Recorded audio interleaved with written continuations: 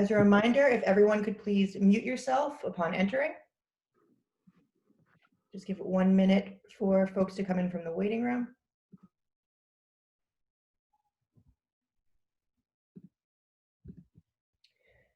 Good afternoon. This is a hearing before the Licensing Board for the City of Boston. Today is December 22nd, 2020.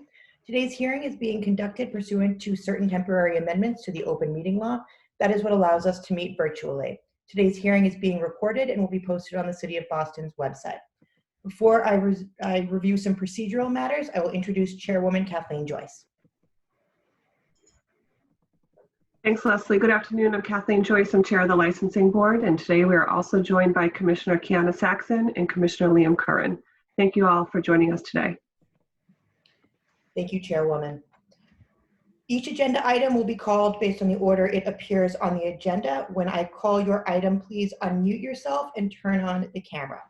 When your item is called, you will make a presentation, which will be followed by questions from the Chairwoman and the Commissioners, after which we will take public testimony. Public testimony will be limited to 2 minutes per individual. I will turn on the chat function. The chat function is to be used only to request to testify. Please do not put your position or put any questions in the chat. It will not become a part of the public record. If you wish to testify, please wait until the specific item you are present to testify on is called. Please then put your name, address, and affiliation, if any, in the chat. All items will be taken under advisement by the board and will be voted on tomorrow.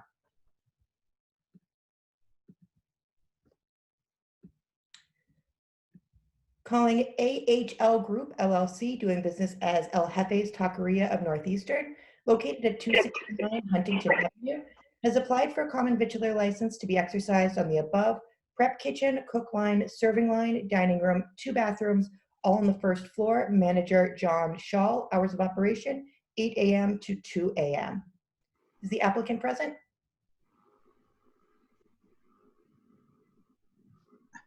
Yes, I am. Please state your name for the record. My name is John Shaw. I'm the managing member of AHL Group LLC. Our DBA is El Jefe's Taqueria of Northeastern. Thank you. Can you tell us what you're proposing in this application? Yes, we're a fast casual Mexican taqueria. This is our 4th location. Our original location was in Harvard Square. Our proposal is that we have hours from 8 a.m. To 2 a.m. 7 days a week. In Harvard Square, we are open from 8 a.m. to 4 a.m. 7 days a week. In Bethlehem, Pennsylvania, we're open from 8 a.m. to 3 a.m. 7 days a week.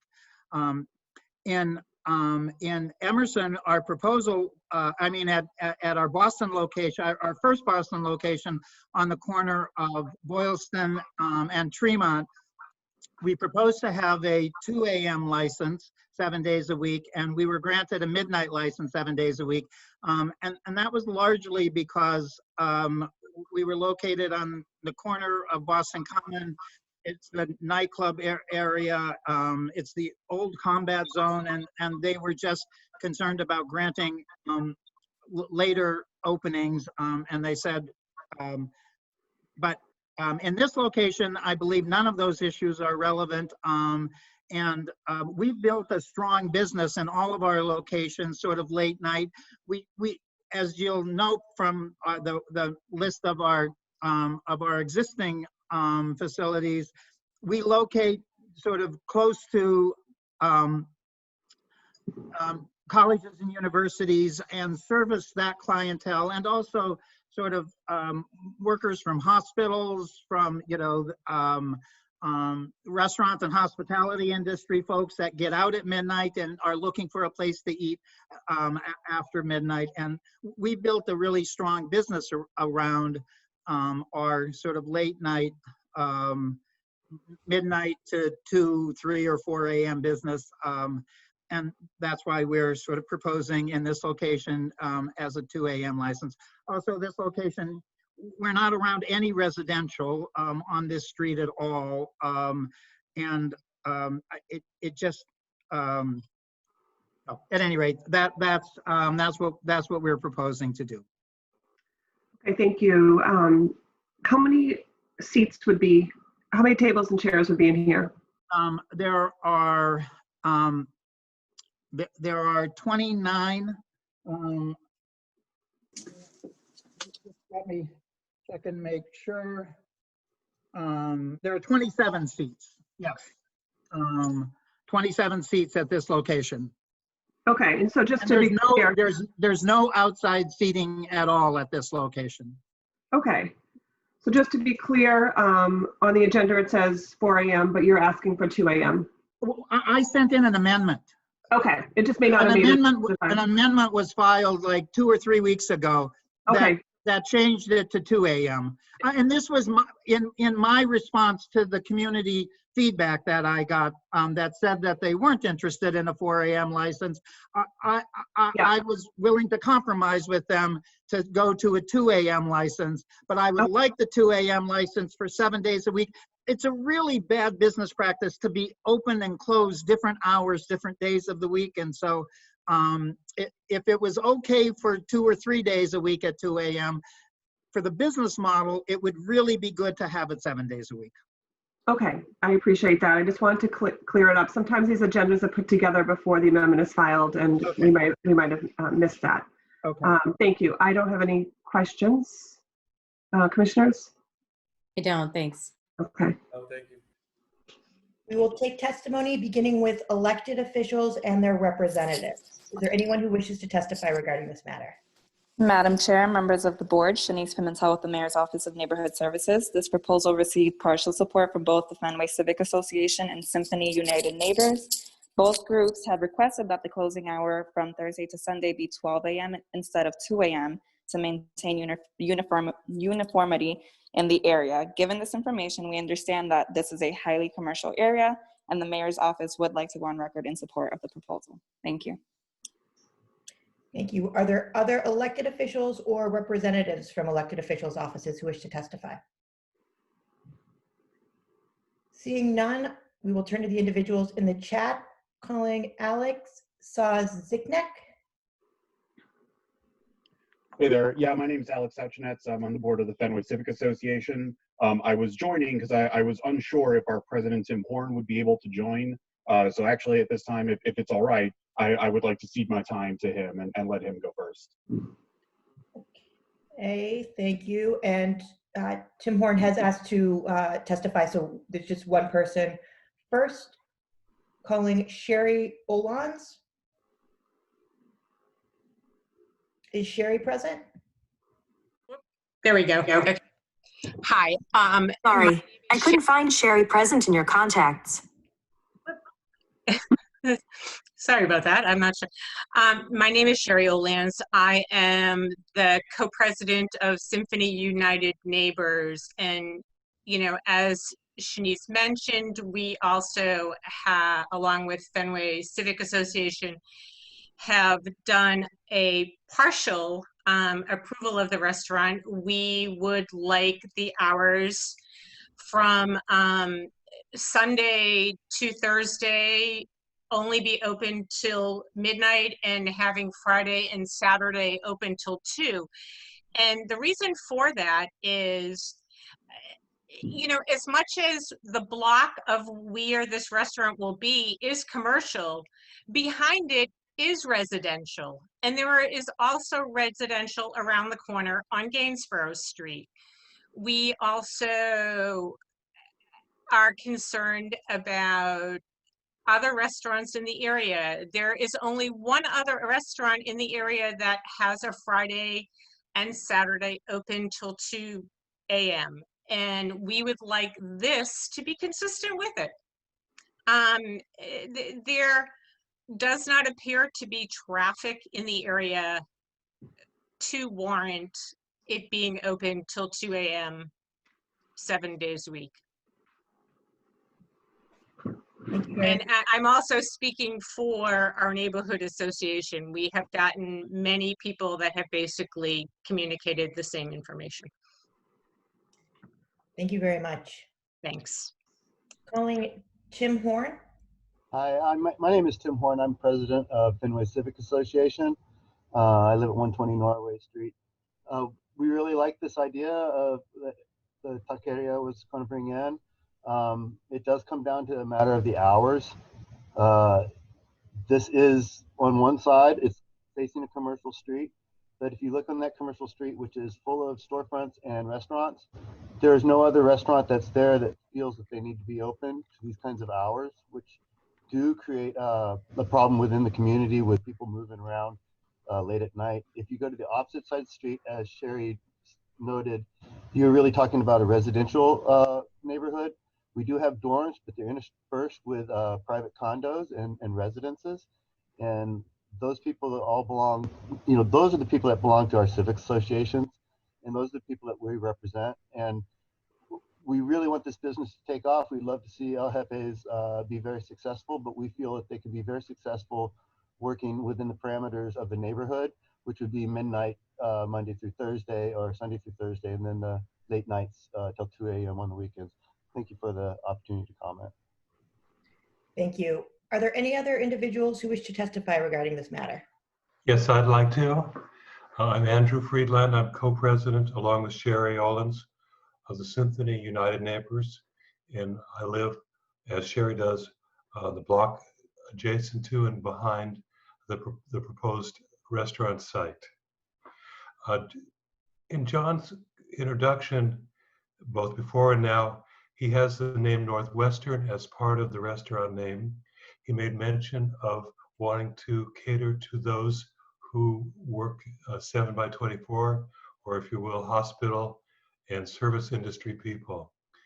And I find it a little bit, a little insincere regarding the name Northwestern, because students, while some students in fact do stay up very late at night during the week, one wouldn't expect to go out to the restaurant.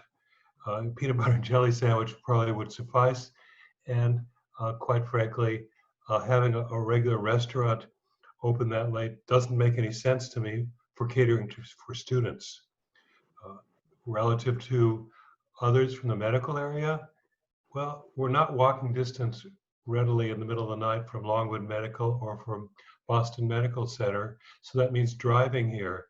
Parking is at nighttime around is very difficult. It is permit parking. The streets get filled up, and I'm confused how he expects people to come to the restaurant and park. So that my guess is his real market is the local people who would walk. And quite frankly, again, students staying up during the week, way into the wee hours, doesn't make a whole lot of sense to me. Quite frankly, at night at 2 o'clock on the weekend when the bars let out, we do hear all of the students coming back through walking to their homes, in the past pre-pandemic times, and it's part of living in the neighborhood, and I get it. But that's 2 o'clock, and that's on the weekend only, and it doesn't make sense to me to go call this a major commercial area and try to set up a restaurant along those lines, because the demand, in my view, A, isn't there, and B, it's inappropriate for the students to have such middle of the night services. And I get it that the restaurant takes the risk, not the students, but it just doesn't send the right message. And then finally, Sherry made mention, and I agree with this totally, it sets the wrong precedent. We don't want to change hours and put other restaurants at a disadvantage, and they're obviously not clamoring to service this market. So then, indeed, where is the market? Those are my comments, and thank you. Thank you very much. Calling Eileen Mason. Hi, great. Hi, my name is Eileen Mason, and I live across the street from the Harrison Avenue location. And I would really like to echo the points that Andrew just made. This really is a residential neighborhood. It's a family neighborhood, and there is not foot traffic at 2 o'clock in the morning. I also think it sets a precedent that we really don't want to set in the neighborhood. I think that having restaurants open until midnight is fine, and we welcome that. but really inviting foot traffic at 2 o'clock in the morning when the residential neighborhood is directly across the street, I think really does set a precedent that I would prefer not to see. I do, again, understand the need to bring business into the neighborhood, but I'd like it to be in keeping with the neighborhood that we have. Thank you. Thank you very much. And as a reminder for all testimony, if you are echoing something that someone before you has said, if you could just state that to respect everyone's time, as we have a very long agenda today. So thank you. Are there any other individuals who wish to testify regarding this matter? Seeing none, the board will take this matter under advisement. Thank you. Calling Walter Corporation, doing business as El Jardín, located at 15 William C. Kelly Square, has applied for a common victular license to be exercised on the above restaurant, ice cream, bakery. Manager John Walter Castaneda Garcia. Hours of operation 5 a.m. to 12 a.m. Is the applicant present?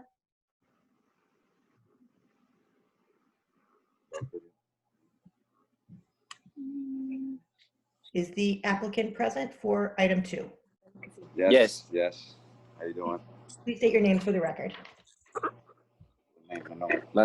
John Walter Castañeda. John Walter Castañeda. Okay, thank you. Thank you. Mr. Castaneda, can you tell the board what you're proposing at this location and how many seats would be inside this restaurant? Mr. Castaneda does not speak English. Okay. His attorney is also in the meeting. Okay. Attorney Montero. Sure. Attorney, would you like to let us know what is being proposed at this location?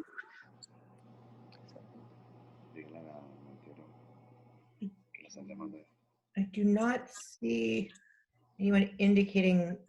If the attorney is present, could you please unmute yourself? Hi, yes, good afternoon. Hi, we can hear you now.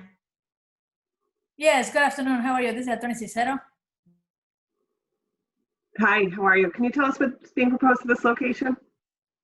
Yes, this is a location that has been in business for a while. And I know there was a little dispute between the owners, but it looks like everything has been settled.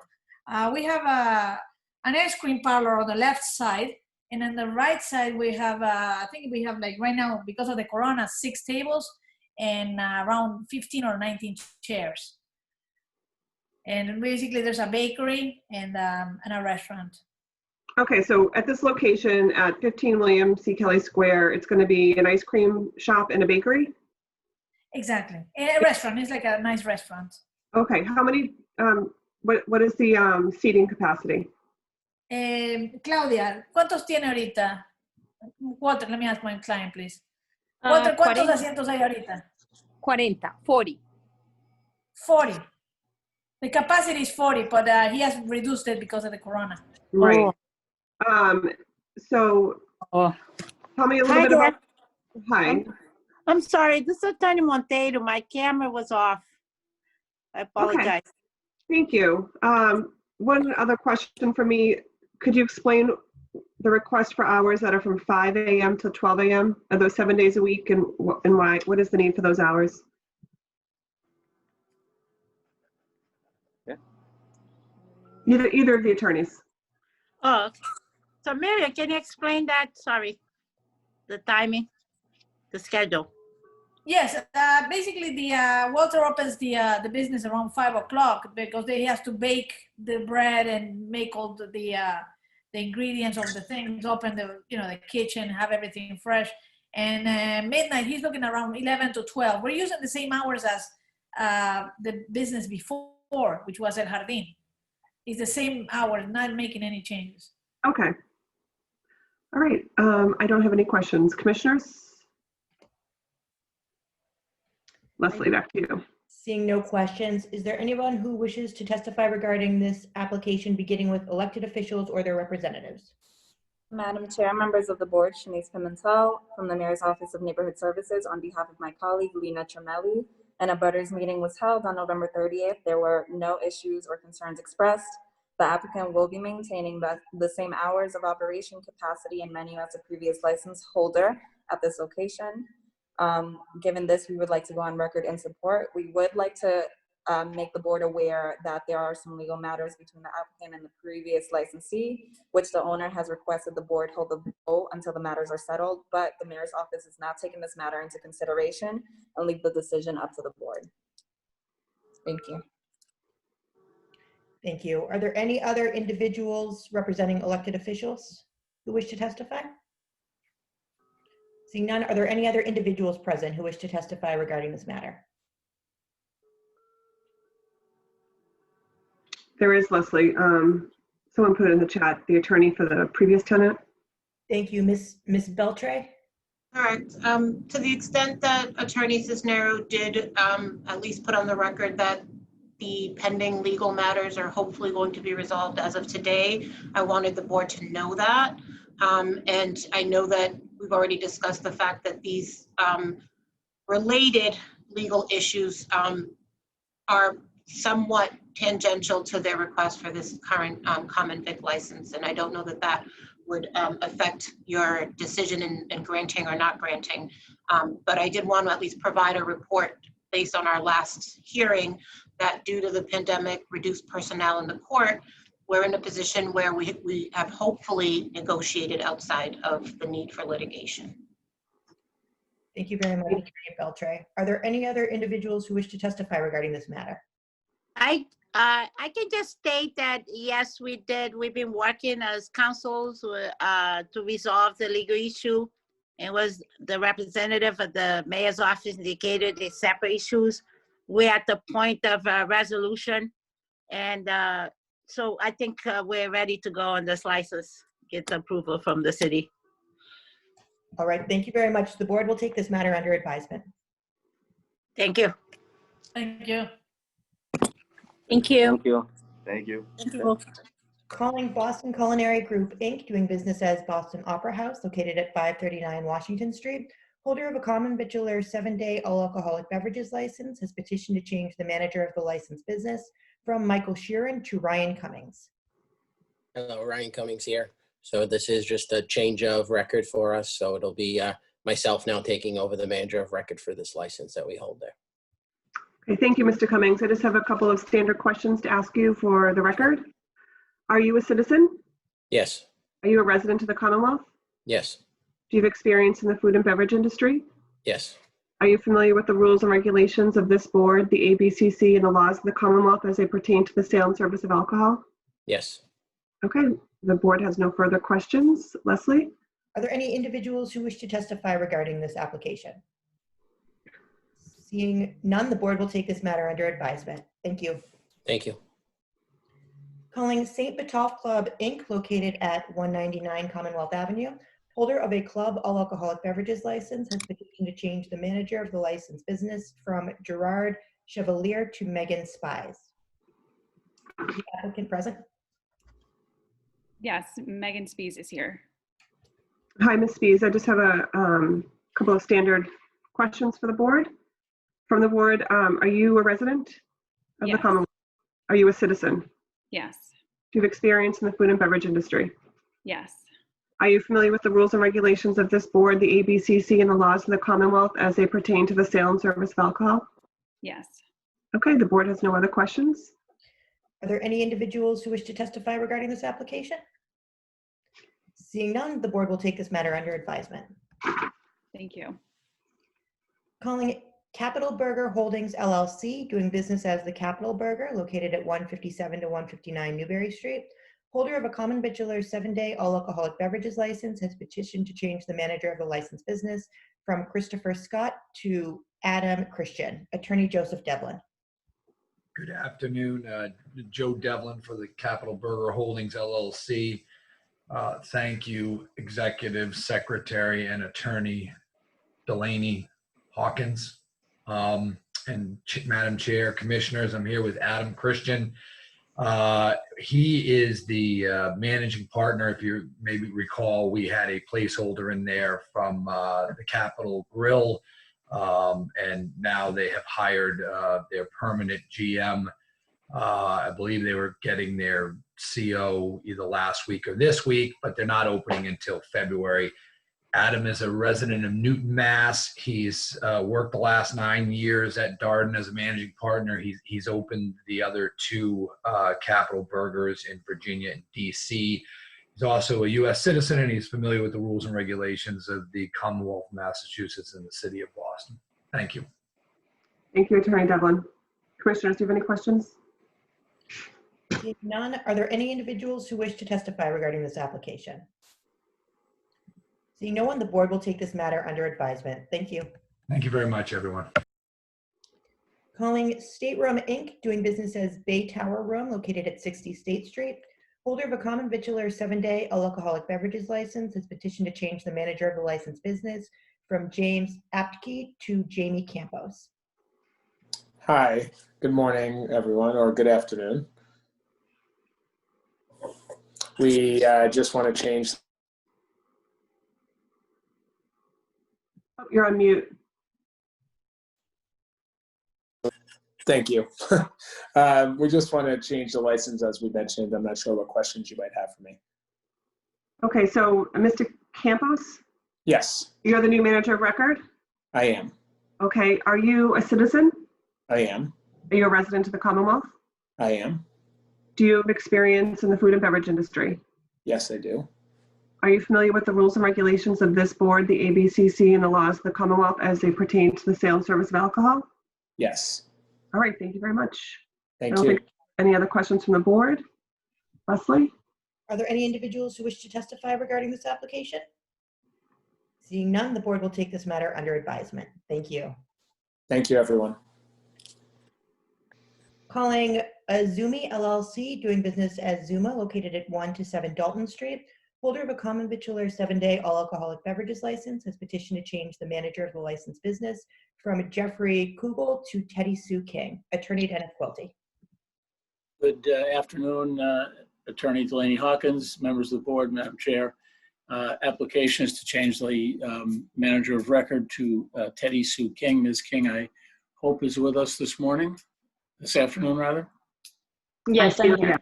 Yep. There you go. And she has extensive experience in food and beverage industry, is a U.S. citizen and a Mass resident. The only concern I saw in going through her background was that her period of time at the Trump Hotel. I'm teasing. But other than that, no changes proposed. Okay, thank you. Ms. King, are you familiar with the rules and regulations of this board, the ABCC, and the laws of the Commonwealth as they pertain to the sale and service of alcohol? Yes. All right, thank you very much. I don't think there's any other questions from the board. Are there any individuals who wish to testify regarding this application? Seeing none, the board will take this matter under advisement. Thank you. Thank you. Thank you. Calling Patina Boss LLC, doing business as Banners Kitchen and Tap and Hub Hall, featuring Momosan Ramen by Morimoto, located at 80 to 82 Causeway Street. Holder of a common vitular 7-day all alcoholic beverages license has petitioned to change the manager of the licensed business from Don Bailey to Jacqueline Kelly. John Aida, attorney.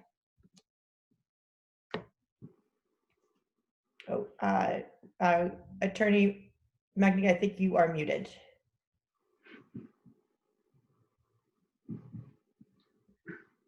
Oh, I still can't hear you. Still can't hear you.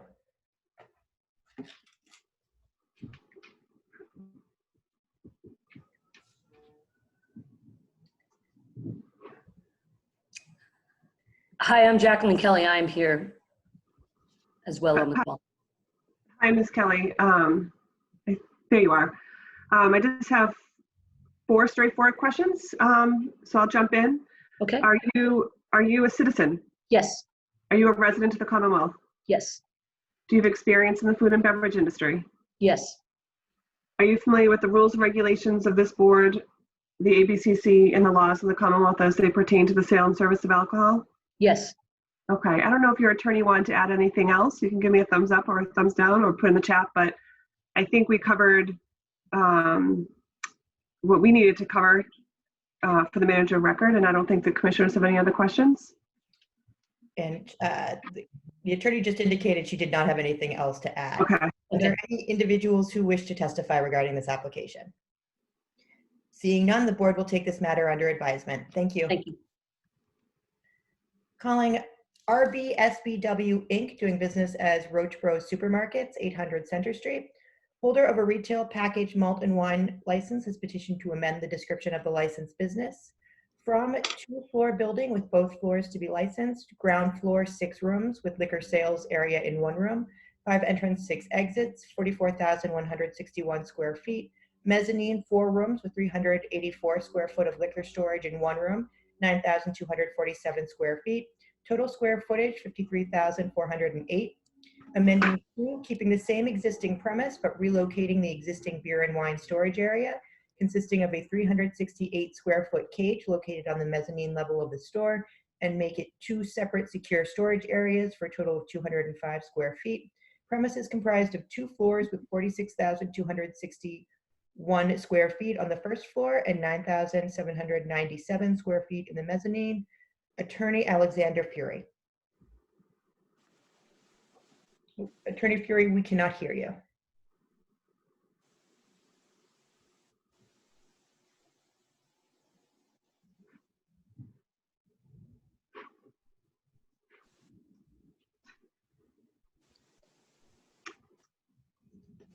Is he here? I believe he's trying. You're unmuted, Attorney Fury. Oh, I see him in the corner. But we can't hear you.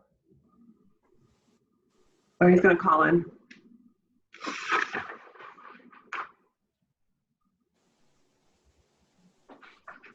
We can move on to the next item and then return to this while Attorney Fury calls in. Calling Morton's of Chicago, Boston Seaport, LLC, doing business as Morton's Steakhouse, located at 2 Seaport Lane. Holder of a common victualler 7-day all alcoholic beverages license has petitioned for a change of ownership interest. Attorney Joseph Devlin.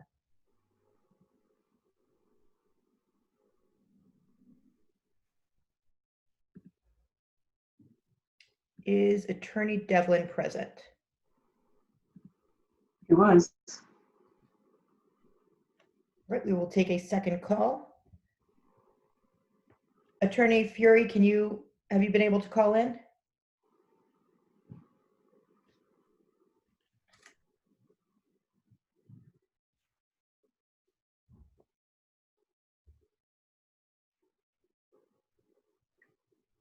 How about number 11? We'll just move along until we can connect. Move on. Calling Ruth Chris Steakhouse Boston, LLC, doing business as Ruth Chris Steakhouse, located at 45 School Street. Holder of a common victualler 7-day all alcoholic beverages license has petitioned for a change of officers directors. Attorney Grace Yang.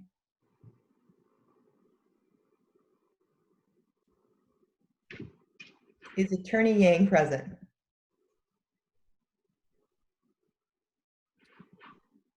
I don't see Attorney.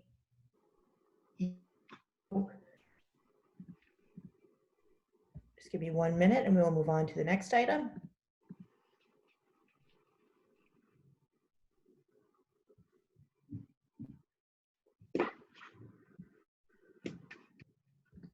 Calling South End Joint Venture 3 LLC, doing business as Cinquecento, located at 490 Harrison Avenue. Holder of a restricted 7-day all alcoholic beverages license has petitioned for a change of officer director, LLC manager, and a change of ownership interest. Lastly, is petitioned for change of doing business as from Cinquecento to Roma 500. Attorney Alec Bonelli. Good afternoon, Madam Chair and members of the board. Alec Bonelli with the business address at 10 Forbes Road West on behalf of the applicant South End Joint Venture 3 LLC. And with me today is the current manager of record for Cinquecento and proposed member manager and manager of record of Roma 500, Jeffrey Gates. The application is to amend the current license in order to make Jeff Gates an LLC member, the LLC's manager, and to change the doing business as Roma 500 from the current name Cinquecento. The building suffered dual setbacks from not only the destruction that the pandemic has wrought on the entire restaurant industry, but also the extensive damage from the water main break along Harrison Ave in April of this year.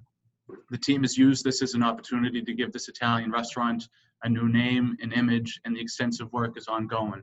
It will remain an Italian restaurant at the same location, but with the approval of this board and the ABCC, it will have a new name, and Jeff as a member and manager of the restaurant and LLC. I'm happy to answer any questions from the board and turn it over to Jeff for any questions on the concept of the Italian restaurant Roma 500.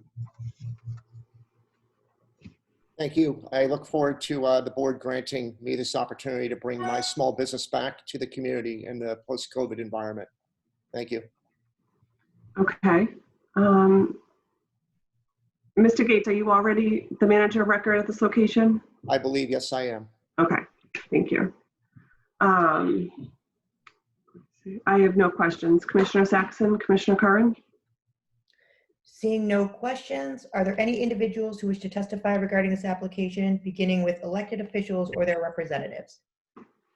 Madam the Chair, members of the board, Ana Calderon from Councilor Flink's office. The councilor would like to go on record in support. Thank you. Thank you. Any other representatives from elected officials' office who wish to testify? Seeing none, are there any other individuals who wish to testify regarding this application? And I believe Debbie Krim has requested to testify. Yes, I'm thrilled that Jeffrey Gates is going to come back. We need you guys. We need SOA desperately needs to have that Italian restaurant there. So I'm thrilled that they're coming back. Thank you. And Carolyn Fonscato has requested to testify. Yes, hi, thank you. It's Caroline Pescato. So I'm an abutter. I live on Union Park Street at 128. I also own a nonprofit in the area that has done work with GTI and SOA and also with Aquitaine Group when Jeff was there. I just wanted to give support in this. I'm actually very happy about the idea of them taking on the liquor license because that will give control of consumption and timing. So having that liquor license at the power station. Ma'am, Ms. Fonseca, I believe that's a separate application that has not yet been called. Okay, thank you. So I just want to say I'm support. Thank you. Thank you. Are there any other individuals who wish to testify regarding this application? Seeing none, the board will take this matter under advisement. Returning to item 9. Attorney Fury, were you able to connect?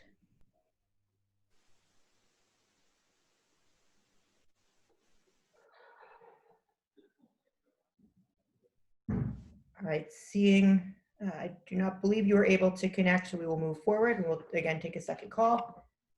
Does he have the actual call-in number? Yes, he appears to be on the phone. I think he's attempting to connect. Maybe if someone from my staff could put the dial-in number into the chat for Attorney Fury. Moving to item 13, South End Berkeley LLC, doing business as Gaslight Brasserie du Coin, located at 560 Harrison Avenue.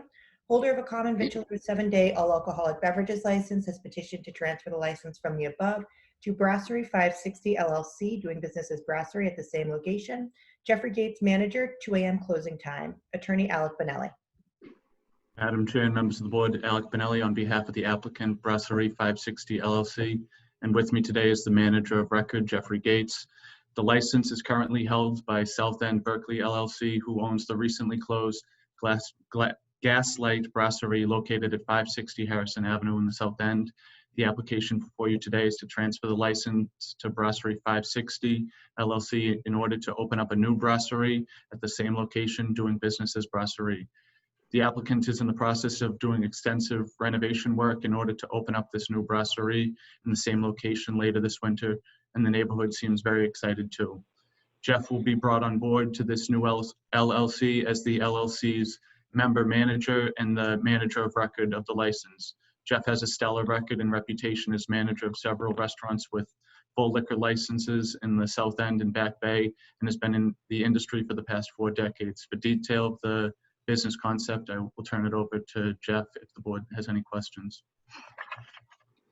Thank you. Thank you, Alec. I'm just looking forward to, renovations, getting ready after COVID for the next 10 years of operation there. Thanks very much and look forward to your decision in our favor. Okay. So I'm just going to state for the record, Mr. Gates, you are already a manager of record that has been sworn in by this board, right? Yes, I am. Okay, thank you. I have no questions. Commissioners? Seeing none, are there any individuals who wish to testify regarding this application, beginning with elected officials or their representatives? Madam of the Chair, members of the board, Ana Calderon from Councilor Flink's office. The councilor would like to go on record in support. Thank you.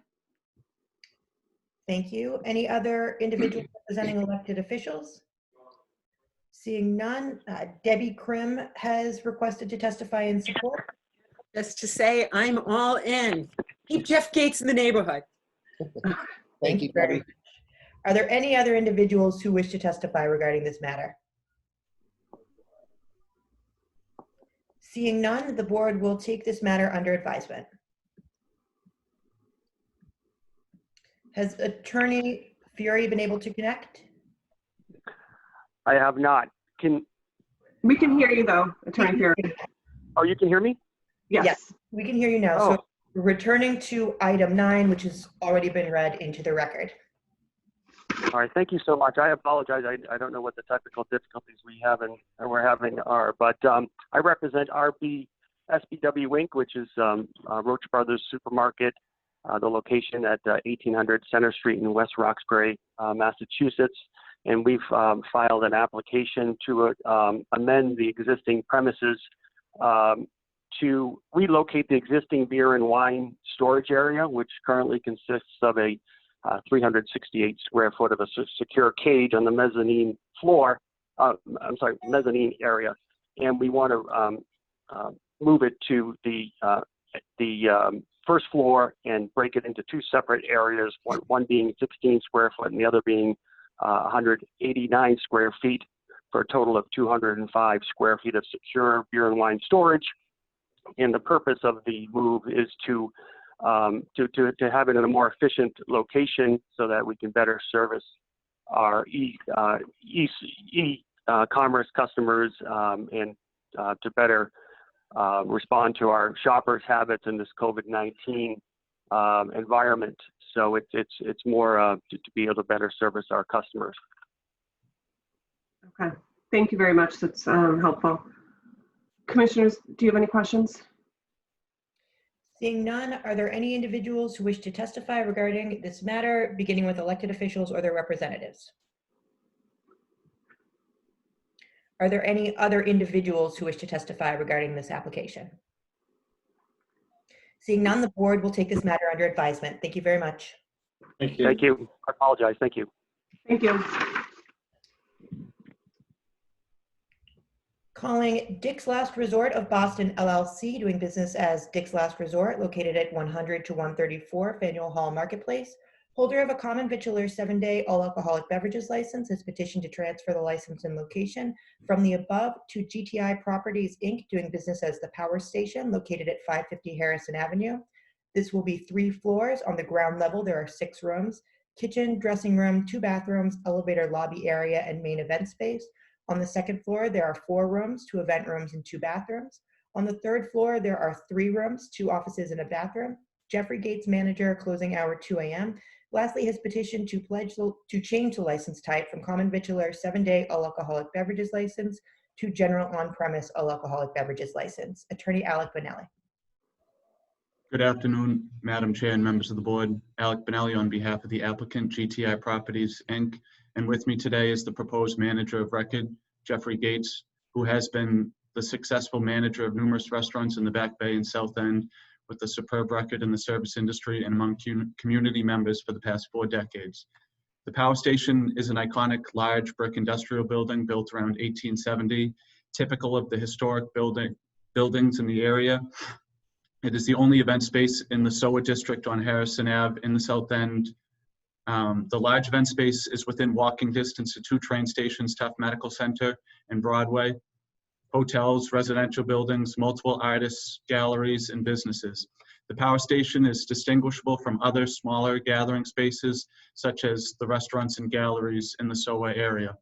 The Power Station is 24,513 square feet set back from Harrison Ave by a large parking lot, and the inside of the building encompasses the entirety of the proposed licensed premises. No events will occur outside the power station building. The inside of the power station is being rehabbed and outfitted to host such events. This large event space has hosted numerous gatherings for years. These events, along with the feedback we have heard from the community, have shaped the model for this application to utilize the liquor license for large business gatherings, conferences, fundraisers, and the like. We've met numerous times with the community throughout the community process. In the outreach to the community, we heard and responded to concerns with noise, traffic, parking, and closing hours.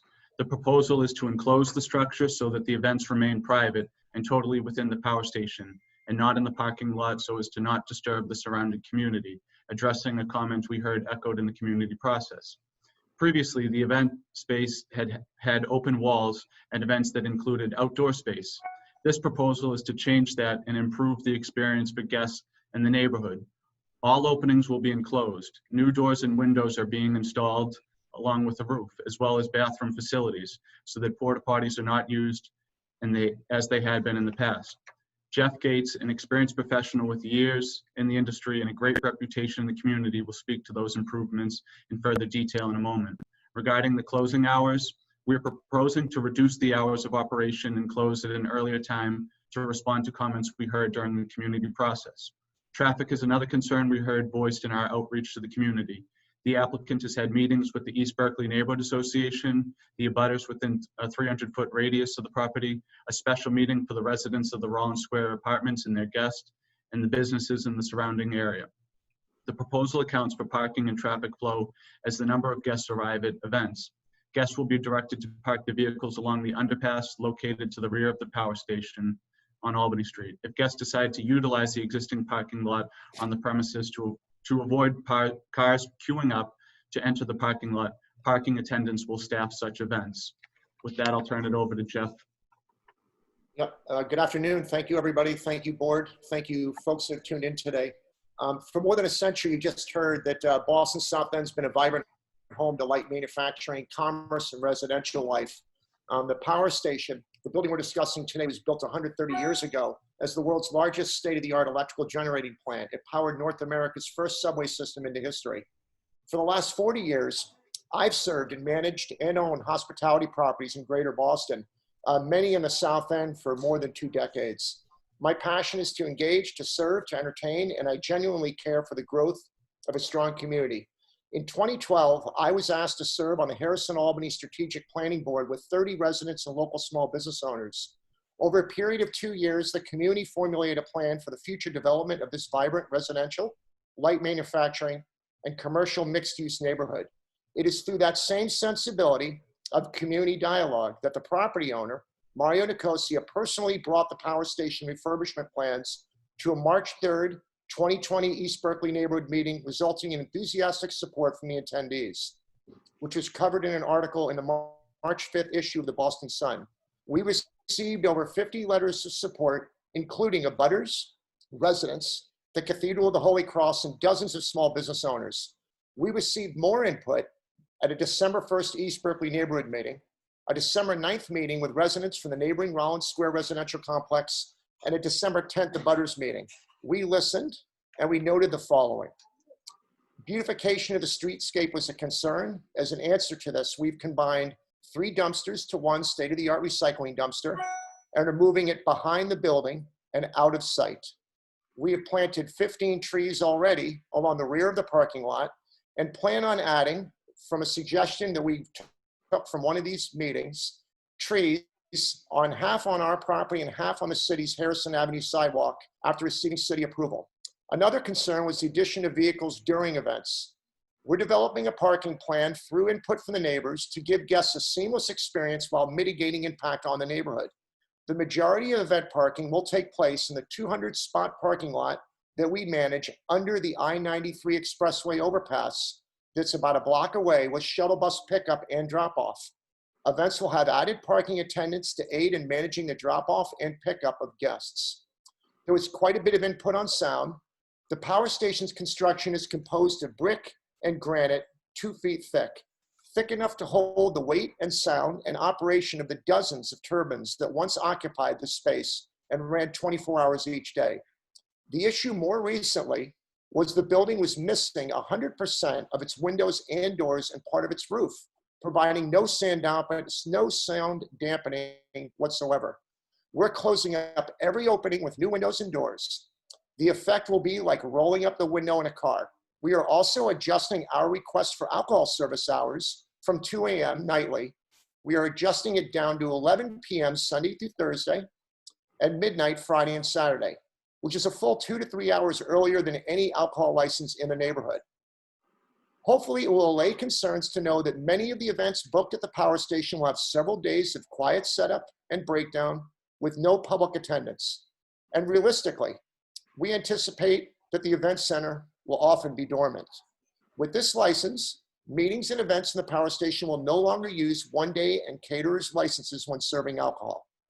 While sharing the power station, a national treasure, with the public and bringing needed foot traffic and attention to our mixed-use neighborhood, we will bring more accountability to our community and to our abutting neighbors.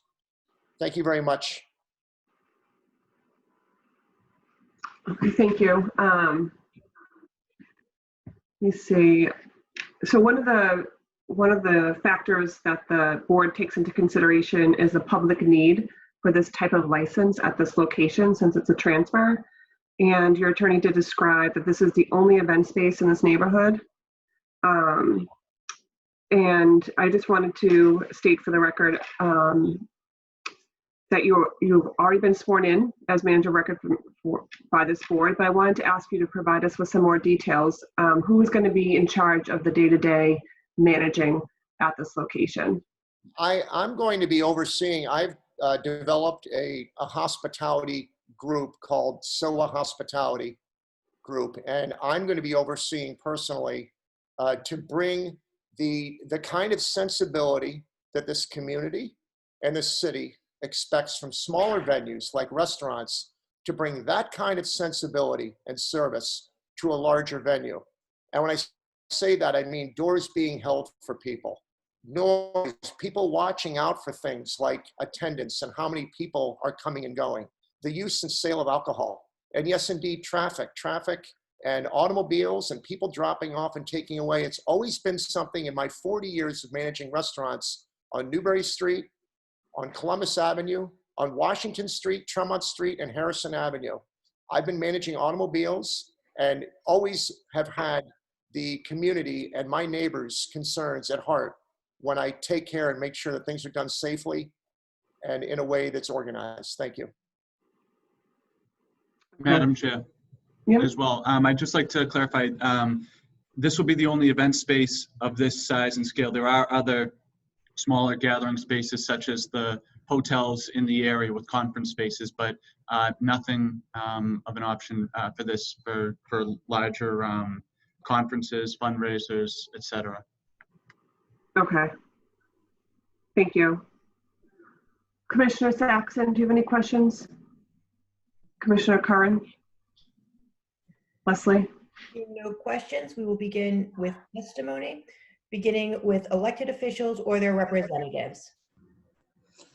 Hi, good afternoon, Madam Chair and members of the board. My name is Kim Crucioli from the Mayor's Office of Neighborhood Services. The Mayor's Office would like to go on record in support of the license transfer from Dick's Last Resort to GTI Properties Power Station. There was an abutters meeting held on December 10th, attended by 70 abutters. Strong support was shown for this transfer. However, there was some opposition due to concerns of noise level, traffic, and closing time. The applicant agreed to mitigate these issues by installing thermoplane windows to enclose sound, employing additional parking attendants to help control traffic and parking, and limiting service until 11 p.m. Sunday and Thursday and midnight Friday and Saturday, as well as changing the location of the SOA Sunday events to the 500 Harrison and Thayer Street area. Jeff Gates and GTI Properties has been working with and continues to work with concerned neighbors on any issues that arise.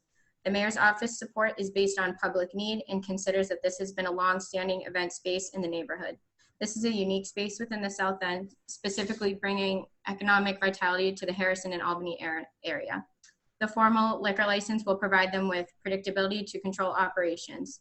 The board is aware that the event spaces across the city of Boston are experiencing hardship. We feel it is important to support this experienced operator with longstanding ties to the South End community. Thank you. Thank you. Are there any? Sorry, Go ahead. Madam of the Chair, members of the board, Ana Calderon from Councilor Flynn's office. Please know we are not necessarily opposed or in support of the proposal.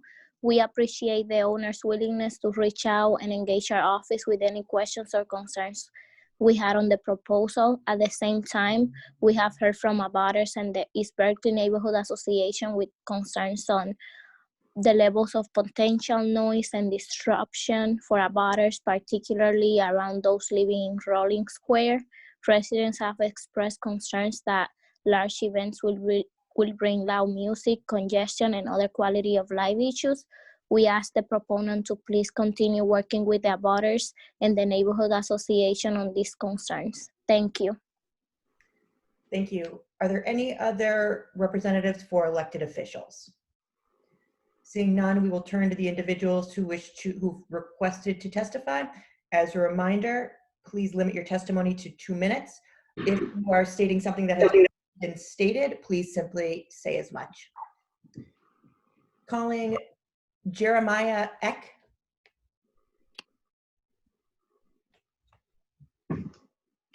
Jeremiah, I believe you are muted.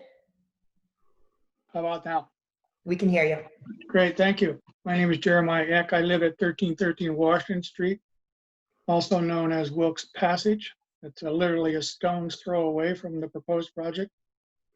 I've been a South End resident for over 2 decades, and I've also practiced architecture in the South End for that length of time as well. I should say first that I've also been a commercial tenant of GTI, and I've regularly, when it was possible, frequented Jeff's restaurants, the days when you actually could go out. So let's hope that returns. In both instances, both professionally and personally, I have found GTI and Jeff always to deal with everything in a first-class manner. I believe them sincerely when they say they are going to renovate this building and hold down the noise and make it first class. As the neighborhood has clearly changed over the years, and I've watched all the buildings improve, it's one thing to say that just the buildings have improved. It's a whole nother thing to say that the cultural change has been for the better in the South End. And I believe both GTI and Jeff have been great and thoughtful stewards towards that cultural change. Finally, as an architect, I appreciate and admire the context of the neighborhood. I very much appreciate the power station, and I understand that Jeff Gates and GTI have other options. I think it would be a tragedy to lose the power station in the context of the neighborhood. And I fully support this project, and I hope you will approve it as well. Thank you very much. Thank you very much. Calling Mark Levine, and as a reminder, please state your address and affiliation, if any.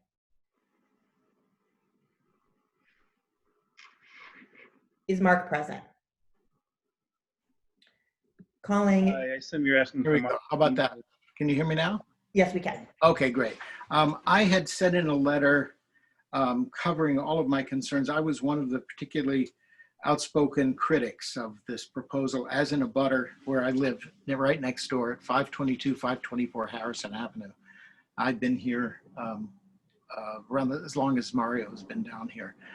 We were very concerned about a lot of issues, and we were pretty adamant about them. And I have to say that Jeff addressed every single one of them, and we are very satisfied with the answers. Our only hope is that we're not experiencing these things. We hope that the license is issued in such a way that these promises work out as commitments rather than good intentions. That's really only our concern. We're all for this. We've been. Thank you, Mr. Levine. I did read your email. We did receive that once. It was detailed, and we'll take that into consideration. Not interrupting you, but I want to let you know we did receive it and we did read it. And I think Jeff addressed everything on there, okay, including one that I hadn't put in there about the hours. So I'm happy to speak for the small little enclave of the old timers who've been here and the little kids who live in this building to say we're supporting this. Thank you very much. Calling Kelly Smith. Hi. Hi, I am Kelly Smith. I am a resident at 700 Harrison, just down the street. I'm also the owner at Mini, which is a community arts center, and we have a small shop on Thayer Street in SOA. We opened about 2.5 years ago. I specifically opened Mini in SOA because of the vibrant art and design community.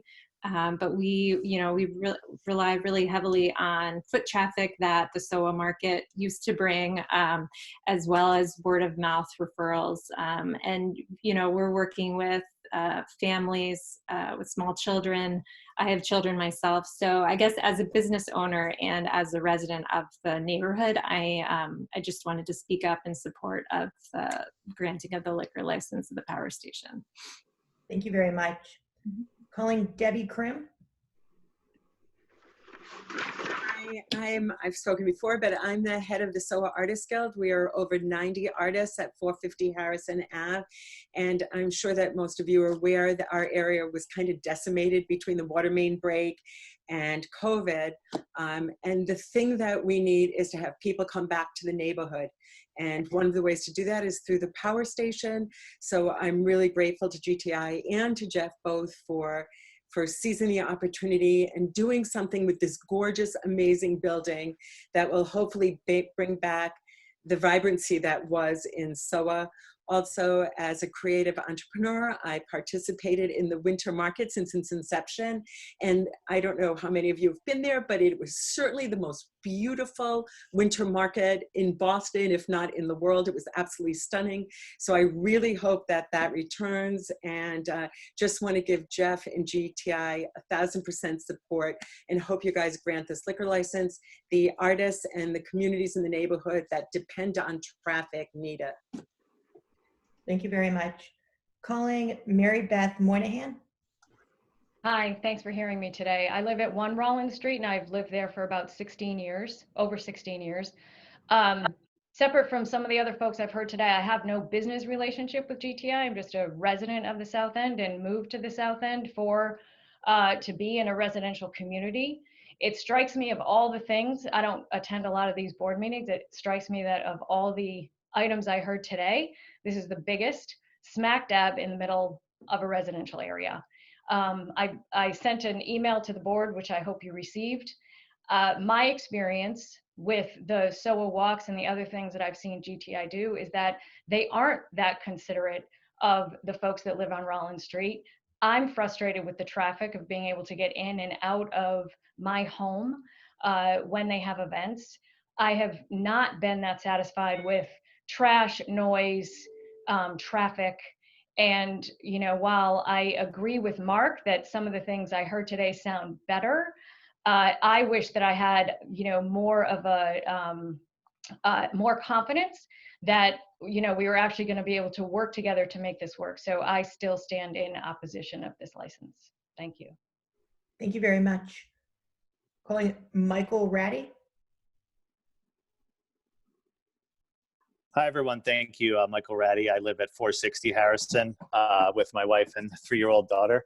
I'm here in support of the project. I also sent in a letter going into details about why, but the bottom line, it's already been mentioned, is foot traffic and vibrancy. The restaurant industry, I think the restaurants in Boston, especially in the South End, are what make it so unique. My wife and I, before we moved in together, both lived in 2 different neighborhoods, and because of the SOA Sunday market, found ourselves down here very frequently. And after we would go to the market, we would go to brunch, walk around, go to the amazing shops around here. And, the SOA market is what made us want to live in the neighborhood. And I think that the foot traffic and vibrancy and activity that events at the power station will bring are exactly what Boston and the South End needs right now. These are the types of projects I think we should be supporting as we get into 2021, and hopefully we start to come out of this situation and people are more apt to come back out. Restaurants have been dealt a horrible hand in this, and I have no affiliation to the industry, but I feel terrible about it. And when the federal government is doing, to put diplomatically, a lot less than they should be doing to help restaurants, this is the type of project we should be supporting. In terms of effects, I don't live right next to the project, but I do live 1 block down.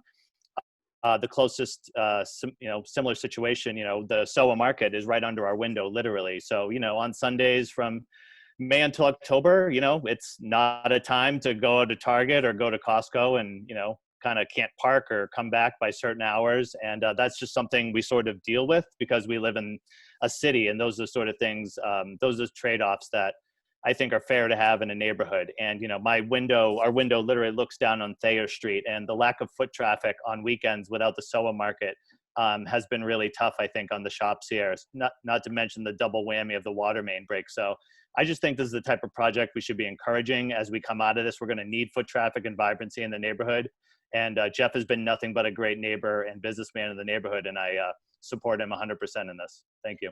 Thank you very much. Calling John Conley.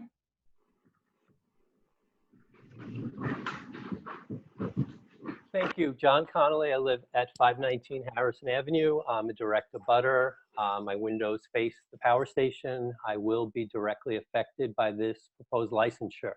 I did send in a letter with my concerns, and I won't take too much time to reiterate them now. But I do ask that your decision-making take serious consideration of the impact on the residential abutters. While I fully acknowledge all the good intentions on the part of Jeff, I have to question his ability to make good on all of his assurances. The challenges posed by an event venue of this size are simply not something that our neighborhood's infrastructure can handle. I feel that we have some experience with events, and for the most part, they are quite bumpy, and they're going to increase exponentially, and so will the difficulties that we, the residents, have to bear. Adding a permanent 365-day-a-year liquor license to a venue of this size is a serious, and I don't exaggerate when I say a frightening situation. Remember that you are not considering the transfer of a license from one restaurant to another. I cannot imagine any license proposal for Jeff Gates to operate a restaurant that I would ever oppose. This is neither a restaurant nor a bar. It's for a venue that for residents equals the great unknown. Events of seemingly any type and size can and will descend upon us. How many establishments in the city can host 1,600 people? Cut that number in half and consider how many can even host 800 people and serve alcohol until midnight. If there are any, which ones are across the street from people's homes? This is my home.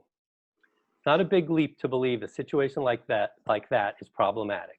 How difficult will it be for this venue to achieve harmony with its neighbors? So in closing, I just ask this: deny this today and kick the can down the road. Post-COVID and post-renovations, the power station will operate as an event venue. It can utilize other methods for licensing those events which require or desire the service of alcohol on a case-by-case basis. Give the new venture time to establish and fine-tune its operations and to reach some accord with the residents. This is not the last license that will come up for sale, and I think after a period of time and sustained positive experience with events in the renovated power station, a license petition is something I could support. That's not the case today. In other words, a denial today is not something permanent. It is workable for the proponent and gives the community time to work things out. Conversely, an approval today would be something permanent. It would demonstrate a lack of regard on the part of the city to recognize the legitimate concerns of the nearby residential property owners and renters. It will also ignore a viable option, that is, that you let this be decided upon at a future date, after the residents have had a sustained experience with the new operation. Thank you for hearing me, and please deny this petition. Thank you very much. And for the record, any correspondence that has been submitted is reviewed by the board. Calling Sydney Trantham. That's correct. I'll turn on my video. Hi there. My name is Sydney Trantham, and I am a resident of Rollins Square, abutting Harrison Ave. My husband is Glenn Klein. He's an owner and the original occupant of the condo that we share together. He's been in the building since 2003 when it opened. I moved in with him in 2005. While we're both excited to hear about the revival of the Cinquecento and Gaslight spaces, we are both strongly opposed to the conversion of the power station into Dick's Last Resort or some large venue as been proposed today. Much of what has been said that will address some of the concerns raised sound similar to what we were told as residents several years ago when SOA expanded to Saturday. And none of the concerns that were raised then were adequately addressed in terms of issues of traffic and garbage and other things. So I have little confidence that what was said today will actually come to be. The areas of concern have been mentioned, but I am going to repeat them, which is noise. So my window faces the courtyard directly in line with Gaslight. We hear everything at night. And in the summer, it's particularly difficult and bad. We have brick walls, it bounces off the courtyard, and it keeps us up at night. Then there's trash, which is still an ongoing problem with the SOA market. Trash all over the neighborhood and our community where we live. And in addition to that, driving. Getting out of our parking garage is dangerous getting onto Harrison Ave. It's already difficult to leave, and I'm very concerned that we're going to have even more difficulty as well as potential accidents on Harrison Ave with increased traffic. And then there's safety concerns and concerns really about losing an event space for large community experiences. I've enjoyed when we've had art installations there. I've enjoyed the open markets and the holiday markets. It's not that we don't want more businesses in the South End, but we need more than just food and bars. We need things that will bring our community together for social events that don't revolve around drinking. We need more than that. So I'm strongly opposed, and I would ask that you deny this request. Thank you very much. Calling Mary Havern. Hi, everyone. I'm Mary Havern. I live at 519 Harrison Avenue. Sitting at my kids' table right now. I have a 3-year-old and a 9-month-old, and there's the power station right outside of my window. I join John and Sydney, Mary Beth, and Mark. What Jeff is describing sounds like a dream, and I hope that everything would work out perfectly with the new event space, but with such large scale, so close to my home, with a 3-year-old and a 9-month-old in my home, wanting to be a family that keeps young children in Boston. It's a well-documented issue right now. I want to make sure that we can access our home safely, and I want to make sure that my kids can sleep at night. They're used to the ambulances, the lingering crowd from Gaslight, totally fine. But large events, letting out late at night is a totally different thing. So for me, I just want to make sure that we give this time to test it out, find something that works out for everyone before it becomes permanent. Thank you. Calling, and I apologize if I mispronounce the name, Calico Guzmak? Martin Calico. Can you hear me? Yes, we can. Yeah. So I am in a butter also. I live at 481 Harrison Avenue. And I moved here from Brookline 5 years ago. One of the reasons I moved here was because of the SOA market. I thought it was amazing. And the 5 years I've lived here, I think GTI is amazing. And my experience has been somewhat different than the last few speakers. I find them, there are people on the streets cleaning up on Saturday afternoons and Sunday afternoons. And I'm very, very excited about the concept. My wife and I are both supporters of this concept. I agree with the people that have said they're going to bring vibrancy back to the neighborhood, which we miss so much. I think it'll be great for the restaurants. I think it'll be great for the artists. I think it'll be great for the whole neighborhood. And I also think it's great that they found a use for it other than apartments. And that they've been able to restore this historic landmark building. So I'm 100% for it, and my wife's 100% for it. And we also sent you a letter, which I'm sure you've read. So thank you very much for listening to me. Thank you very much. Calling Carolyn Foseco. Hi, my name's Caroline Pescato. Sorry about my confusion earlier. I have a little hectic day. I'm in a butter. I live on Union Park Street at 128. I've been in the South End for over 20 years. I also run a nonprofit called South End Soccer, which serves over 1,200 youth a year. I'm in support of this, and for multiple reasons. I have a long history of working with SOA, GTI, and Jeff through Aquitaine Group. Sorry about that. And they've supported our nonprofit through events, and having that be able to happen here locally in the neighborhood is transformative. We've tried events other places in the city. We haven't had the same sort of attendance or success because we're not where we're located. And I know that they've also supported many other nonprofits and schools here in the neighborhood, which really need that support. I know that I had concerns when things started happening in the power station, and I brought them directly to SOA, and they were addressed. And Jeff, I have great confidence in his history of really caring about this neighborhood and working hard to address the concerns. I'm in support of the liquor license being transferred to them because I would rather them have the control of when they offer liquor, when they stop liquor, how much is consumed by liquor than a third party. And if there was an issue, the issue would have to go through the third party to them. So I think it's a much more efficient and controllable way for them to actually own the license and manage it. And I just wanted to very much thank them for all their support, and thank you for hosting this meeting. Thank you very much. Calling John Holland. Is John Holland present? Calling Cindy Laidlaw. Hi, sorry about that. It took me a second to unmute myself. My name is John Holland. I represent the Holland Companies. We own and operate our business at 519 Albany Street. In addition to that, I have developed several mixed-use projects in this neighborhood surrounding it, 477 Harrison Avenue, and presently 46 to 76 Wareham Street. I am in support of this. I think it's an appropriate location for the liquor license. It's absolutely necessary to activate the project and give the project some certainty to move forward. And most important, the last or third point, is that this group has been an incredibly responsible neighbor, and they have experience in running restaurant and event spaces. So when you put all three of those together, I think this is appropriate location, great for the project, and the group themselves are an excellent operator. Me and my company are both in support. Thank you. Thank you very much. Calling Sydney Laidlaw. Hi, everyone. My name is Cindy Laidlaw. I am both a resident and business owner in SOA. My business Laidlaw Group is located at 560 Harrison Ave. We're right adjacent to the power station, which is currently being renovated by GTI Properties.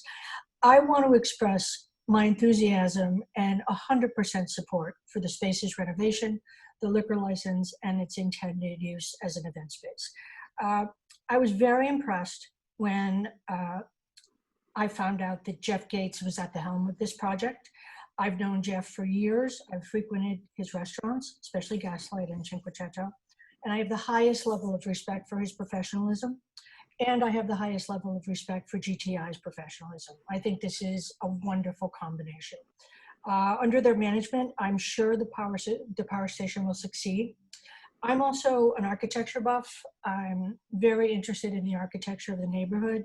It's one of the reasons I've moved to the neighborhood. It's one of the reasons I have my business here. And I've long admired the power station. It's sitting right here in the heart of SOA, and I've watched the renovation progress. I've watched the way GTI has handled it, and I welcome the addition of the power station to this neighborhood. I think it will be an asset for businesses, for nonprofits, for residents, and the community. So it has my 100% support. Thank you. Thank you very much. Calling Mark Davino. Hi, yes, good afternoon. I'm also a resident of 519 Harrison. Good to hear from my neighbors here. Again, we live right across the street from the power station. I've been fortunate enough to know Jeff for over a dozen years, mostly in the capacity as a nonprofit development or fundraising person. So he's been extremely supportive. And as someone else mentioned, that I was fortunate also to have a tour of the facility with Jeff's and one of his colleagues. And I'm here to support the endeavor. Despite the noise concerns brought up by other folks, very valid concerns, I feel like they've been addressed. And more so because I live in the city and I love the fact that we have opportunities like this. I choose to live here. I've been in Rollins Square for 17 years. I'm an original owner. I'm extremely supportive of something like this, adding to the vibrancy of the community. I thank you for the time, and I look forward to a positive hearing result. Thank you. Calling James Mutos. Yes, hi, thank you so much. I am also at Rollins Square. I abut Savoy Street. I do hear a lot of the noise that comes from the area of Power Station down this corridor.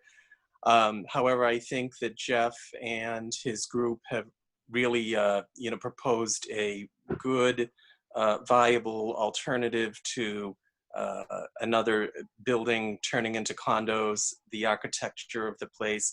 I've been a patron of his other restaurants. I have attended all of the board meetings so far, on the neighborhood meetings. I was a little on the fence with which way I would go with this, but I think it's a good a good proposal for the neighborhood, and his group and GTI seem very capable of what they're proposing. So I'm for them getting the liquor license. I was concerned with the 2 a.m. deadline, so now I learned on this meeting that it has been changed to 11. So I think that is a good step. So thank you. Thank you for your time. Thank you. Thank you. Calling Eileen Mason. Hi. Thank you, and thank you for the opportunity to speak. I appreciate I live at 13 Waltham Street, so I'm half a block from the power station. I do appreciate the preservation of the power station and maintaining it in its current form. I think it's a beautiful building and one that's well worth preserving. My concerns really are with the scale of the proposed change, the scale of the event space. What we have seen with SOA is that with traffic and parking, these are issues that continue to plague the neighborhood. Getting out of our driveways, getting out of our parking garages is very difficult when those things are open. I can only imagine when 1,600 people are attending an event. What we do see is that the streets also, the infrastructure, as John spoke about, really these are one-lane streets when you have parking on both sides. These are one-way streets that really are not built to handle the kind of traffic that this kind of an event space would bring forward. The noise, the ability to drive, the trash, people now congregate on our streets, use our stoops to gather. Those are all things that are of concern for an event venue of this size, as well as parking. Most of the parking lots here are full all the time already, and a few valets are not going to really be able to handle a 1,600 person venue in this neighborhood. So for these reasons, I oppose the scale of the upcoming proposal and really would welcome the opportunity to work with GTI and with Jeff to iron out any issues that come up, starting smaller as there was a proposal to do, and being able to iron out and fine tune the event space before it becomes out of hand.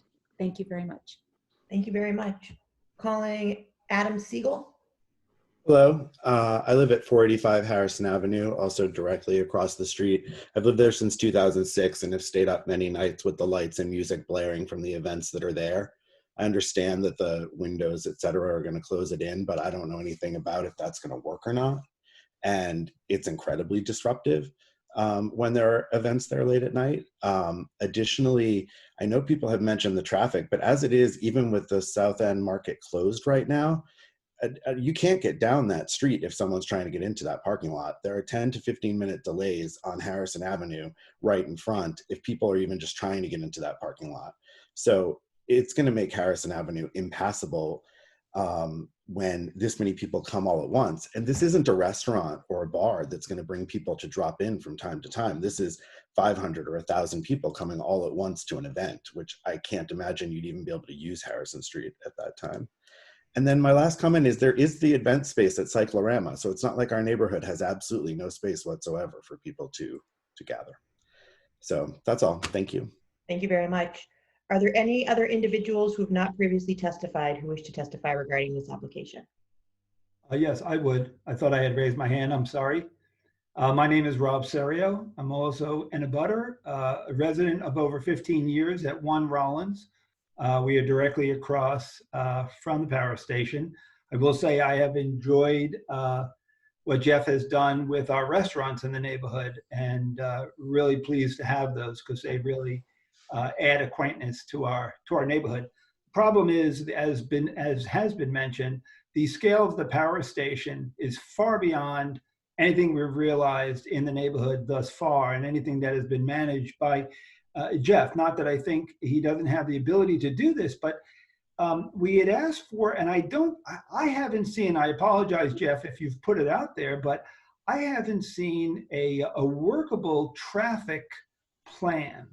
Number one, I was really disappointed to hear that GTI changed the only access to and from Albany Street from that property to a pedestrian walkway.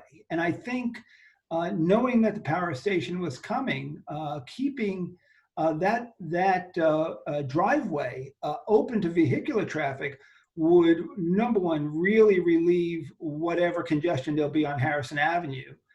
Number two, it doesn't go by any residential buildings. It goes by GTI's other business office buildings, number one.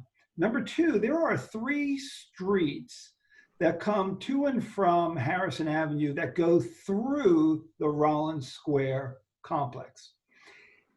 We're not talking about 200 cars parking underneath the parking lot. We're talking about hundreds of Uber drivers who are dropping people off or picking them up late at night. These are going to be mostly evening events, I imagine, Jeff. I know there are going to be some daytime things, but I think our biggest risk of intrusion is the pickup and drop-offs that, number one, are driving through our complex.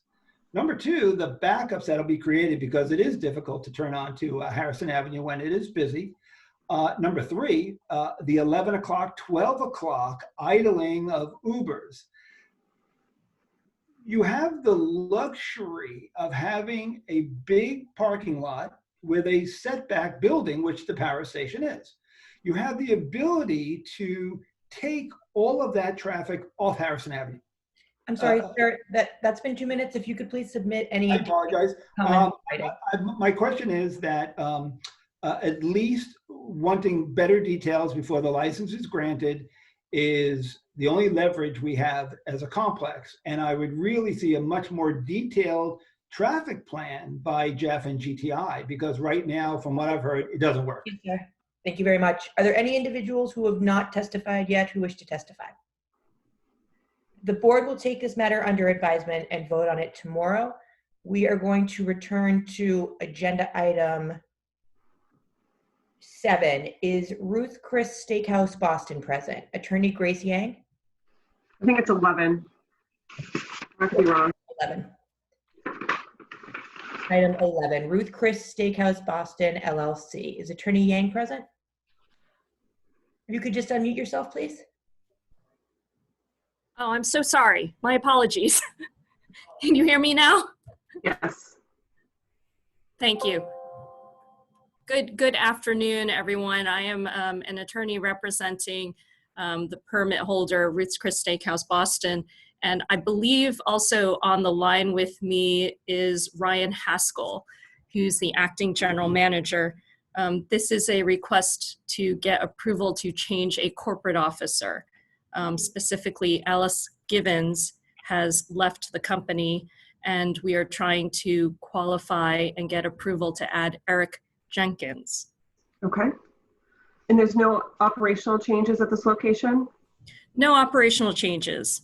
Okay. Chris, it's still a Ruth's Chris Steakhouse, and Alexandra Hegde is still the local agent, but she's currently on maternity leave, which is why Ryan Haskell is covering.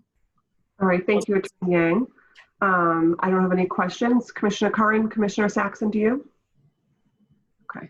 Seeing no questions, are there any individuals who wish to testify regarding this matter? Madam of the Chair, members of the board, Ana Calderon from Councilor Flink's office. The councilor would like to go on record in support. Thank you. Thank you very much. The board will take this matter under advisement. Thank you. My apologies for the time challenge. No worries. Ballerin Inc., doing business as Hungry Eye, located at 71.5 Charles Street. Holder of common vitular 7-day all alcoholic beverages license has petitioned to transfer the license and location from the above to Faux on Thayer LLC, doing business as Faux on Thayer, B2 Thayer Street. 2 floors. On lower level, there are 10 rooms, prep area, office, storage, walk-in cooler, beer cooler, and 5 bathrooms. On the upper floor, there is 1 dining room, kitchen, bar, and outdoor patio on private property. Seasonal, April 1st through 31st, from 7 a.m. to 2 a.m. Jeffrey Gates, manager. Attorney Alec Benelli.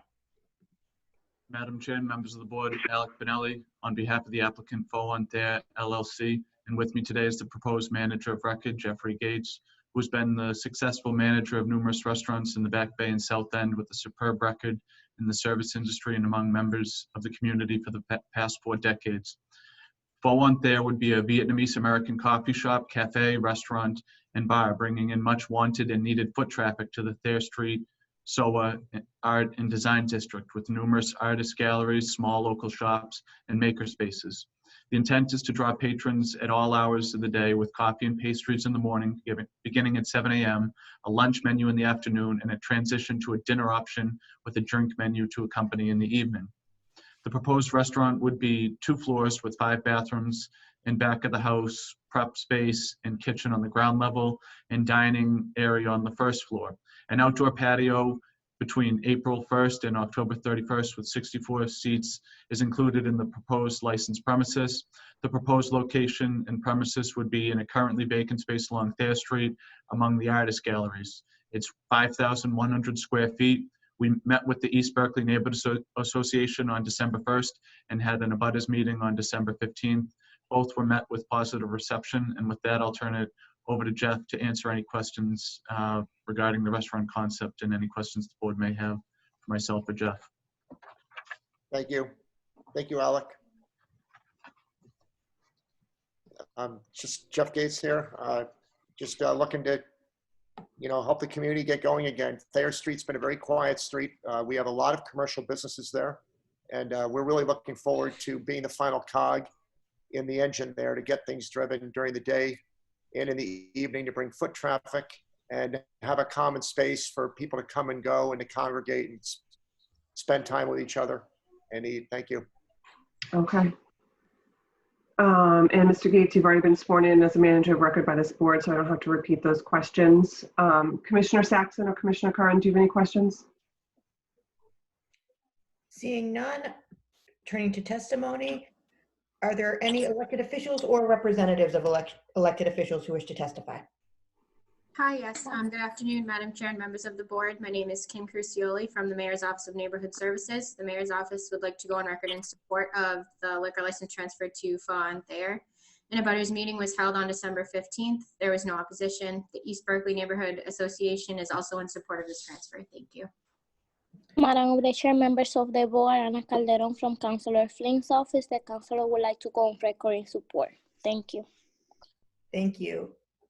Calling Jane Brayton. Hi, I would like to be in support of Jeff Gates and this new restaurant. I live across the street from Thayer Street, and Jeff is absolutely right. We need something like this cafe, and welcome back into the neighborhood, Jeff. Thanks, Jane. Thank you. Calling John Conley. Thank you, John Connolly. I live at 519 Harrison Ave, down the street from the location. I fully support this license. I think it's a great, very complimentary and appropriate use. I'm glad that Kim mentioned the East Berkeley Neighborhood Association supports this. I actually drafted the letter of support that you received on behalf of our board. Look forward to the new restaurant. It sounds great. Thank you. Thank you, John. Thank you. Calling Debbie Krim.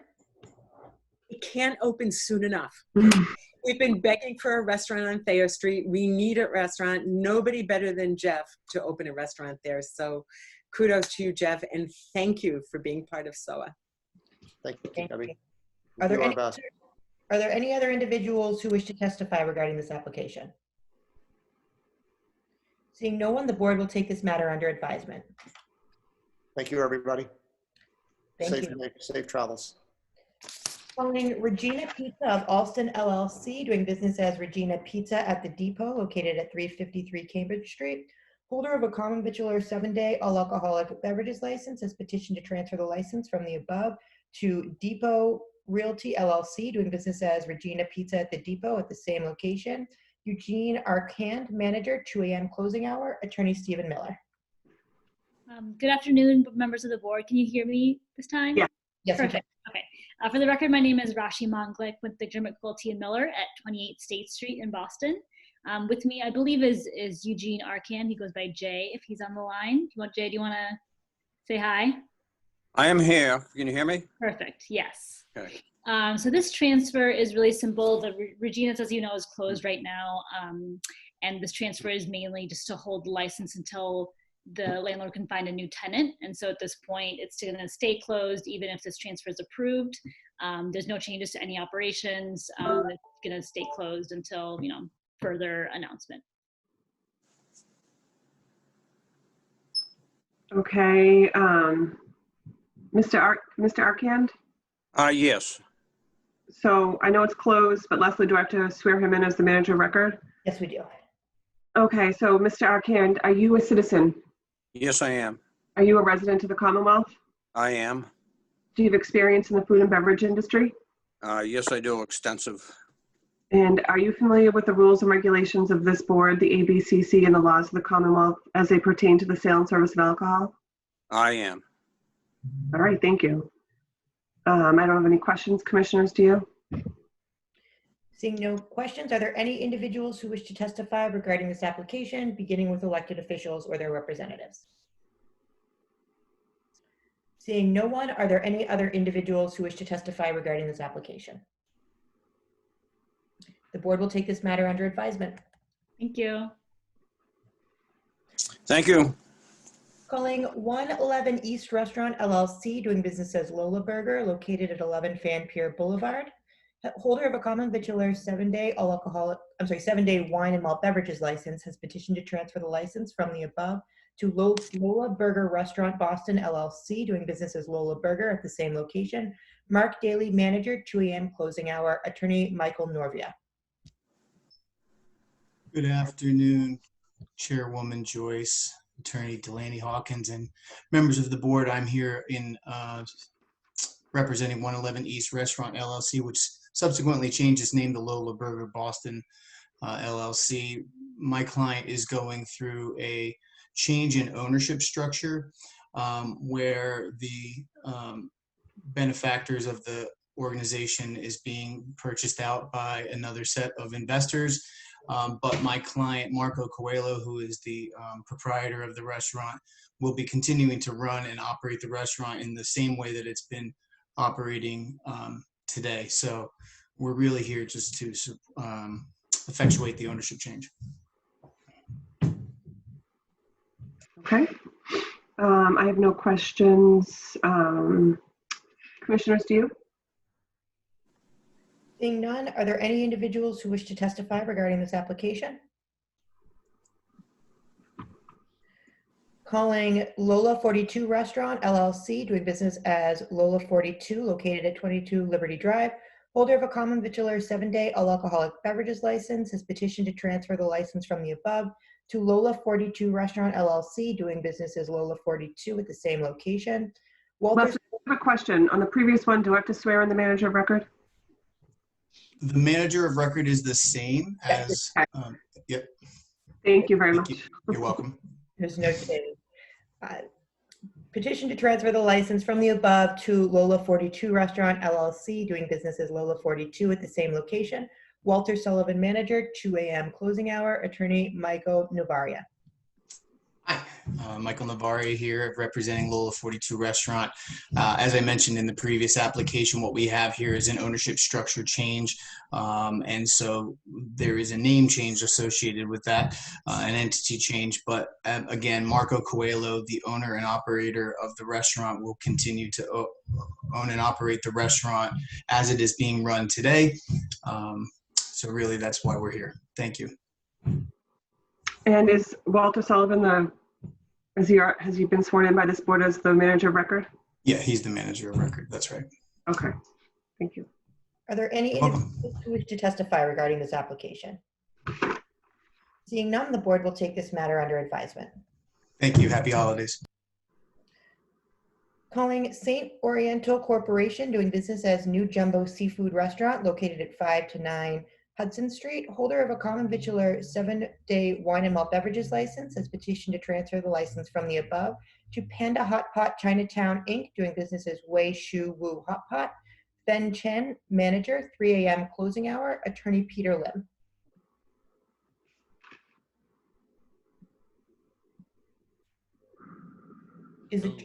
Is Attorney Lim or the applicant present? Applicant. Oh, Mr. Chen, you were the applicant? Yes. Is your attorney present? Oh, no, the attorney, no. Okay. Do you wish to proceed without your attorney? Oh, sure. Okay.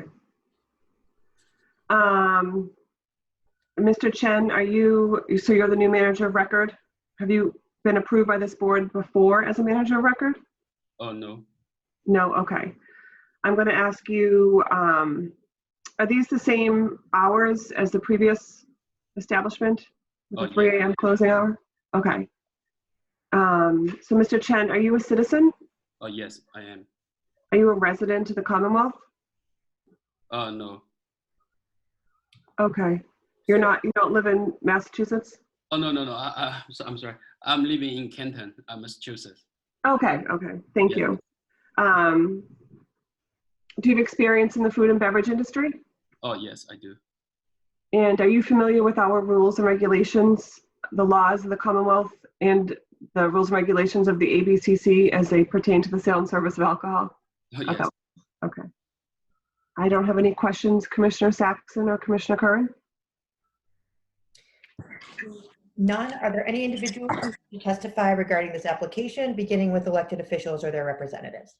Good morning, Madam Chair, members of the board. Lisa High with the Mayor's Office of Neighborhood Services. We ask that the board hold the vote until the applicant meets with the community and until after our office holds an abutters meeting.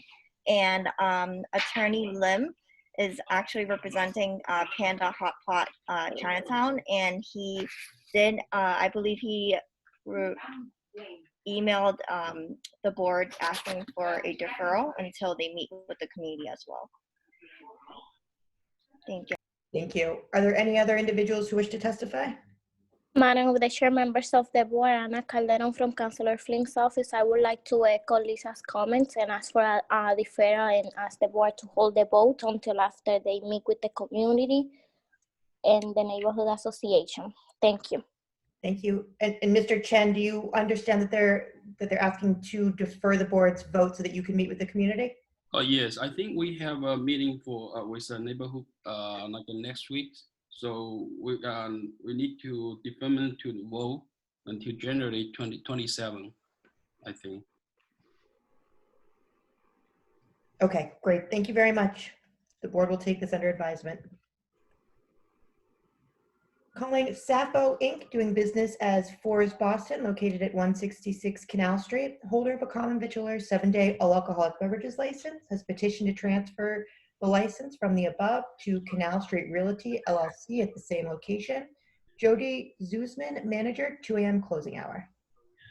Hello, good morning, Madam Chair, members of the board. Kristen Scanlon representing the applicant. Logged in with us today is Jody Zussman, who is one of the co-owners and proposed manager of record. This proposal is to transfer CV 7-day all alcohol beverage license at the same location at 166 Canal Street, popularly and historically known as the Fours. By way of background, the applicant entity is a subsidiary entity of the landlord or the property owner at this location.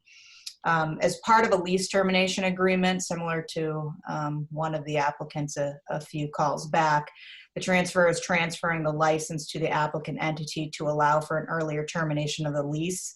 That being said, the application, if approved, and the applicant is actively marketing this space for another bar restaurant and plans to transfer the license to a new tenant once that new tenant is secured. The premises will otherwise remain closed. Ms. Zussman, who is the proposed manager of record, is a U.S. citizen and a Massachusetts resident. And as part of the family business, Boston Development Group has previously owned and operated restaurants earlier in the 70s and 80s before switching roles to more of a landlord capacity as far as it relates to the restaurant industry. I'm happy to answer any questions that the board might have.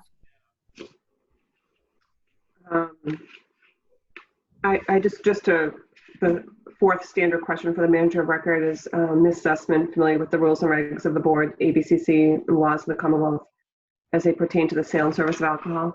Yes. Okay, thank you. Commissioners, do you have any questions? Seeing no questions, are there any individuals who wish to testify regarding this application? Madam the Chair, members of the board, Ana Calderon from Councilor Flynn's office. The councilor would like to go on record in support. Thank you. Thank you. Seeing no other individuals, the board will take this matter under advisement. Thank you. Thank you. Calling New Point USA LLC, doing business as My Happy Hunan Kitchen, located at 1924 Beacon Street, has applied for a common victualer's 7-day malt and wine license to be exercised on the above, a single-story building attached to the left and right units with a front entrance and a back entrance. The units to be licensed consist of approximately 3,992 square feet. There is a kitchen, 2 bathrooms, and 1 large room for dining, and a second smaller room for dining holding approximately 120 seats. Attorney Brian Burke. Good afternoon. Can you hear me? Yes, we can. Thank you. Members of the commission, my name is Brian Burke, and I'm representing New Point USA LLC, DBA My Happy Hunan Kitchen. They are presently occupying and in operation at the location at 1924 Beacon Street. They are new investors who took over the previous restaurant that was there. At that time, the previous restaurant had a full liquor license, and during the transition, sold that license. And the new investors and owners are now petitioning the board for a malt and wine license. The individuals are committed to continuing what they have in the past. One individual is part of the old ownership who was involved with the liquor license before, and he is present today at the meeting. His name is Frank Zhang, and he's the proposed manager of record as well. Before we go a little further, I do want to say just a little thank you to Jasmine Nguyen and Maria Farrell, and also Connor Newman for their assistance in the process going through the community meeting with the Austin Brighton Improvement Association. They were very helpful, and I just wanted to make sure that their hard work is acknowledged. Thank you. Appreciate that. They are very hard workers, especially during the last 9 to 10 months. Yes. Go ahead. So if you have any questions of me or Mr. Zhang, we'd be more than happy to answer them. Yeah, I believe a license was transferred from here last year, as you said. Can you explain on the record what the new ownership structure is and how it differs from the previous one? Well, there are new members. The person that's the manager of record that you said has joined us today, who was with the previous ownership. That's correct. How much does he own in this new restaurant? Frank, can you answer that, please? Yes, I'm owning 10% right now, retaining that 10% for the transition team. Okay. And 90% ownership is all new owners? No, actually there are other remaining members as well. We mainly introduce 2 new shareholders, but they are key players to develop the new concept. Our previous concept didn't work well in the neighborhood, so we now adapt to the market, introduce a new concept called Hunan cuisine. That's 2 key players, 2 key partners. So they have the majority of share. Each of existing shareholders shrink their shares by like about 60%. So if you own 20% now, you own about 1/3 of that 20%, 7%, something like that. The older shareholder diluted their shares to introduce the 2 new key players. Okay. This is something the board would probably need to look a little further into as far as ownership structure. But one question we do need, since the license was transferred, you now need to, for the record, explain to the board the public need for an alcohol license at this location. Since one has been transferred out, now you're looking to bring one back in. The other one was transferred out because the business plan was not working. The previous one, unfortunately, like I said, didn't work. But in order for the business to actually survive in that area, we think that we need to bring this added value to the customers. They come to the restaurant for I'd like to call it fine Chinese cuisine. And oftentimes when they come, they're asking to have some type of a drink with their meal.